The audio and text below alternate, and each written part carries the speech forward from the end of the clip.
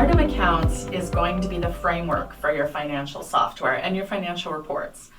And yes, if all you're looking to do with your financial software is file taxes, you don't need a very complicated chart of accounts. You can have income in and income out.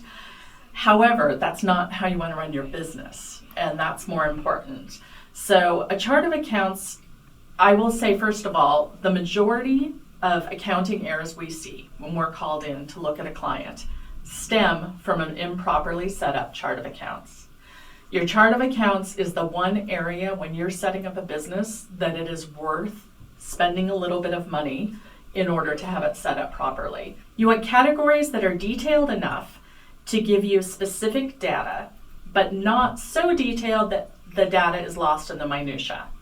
So in other words, if you group things into categories on your chart of accounts, for instance, have your revenue broken down between residential or commercial if you're a contractor, or between inside sales and outside sales if you're a sales firm.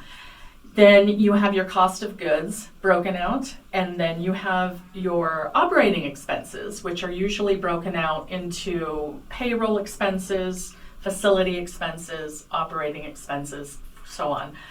The reasons those are important is when you're running your financial reports, knowing how much I'm spending on my payroll versus how much I'm spending on my rent and utilities for my facility, it shows me where I can be saving money, where I can be tightening money.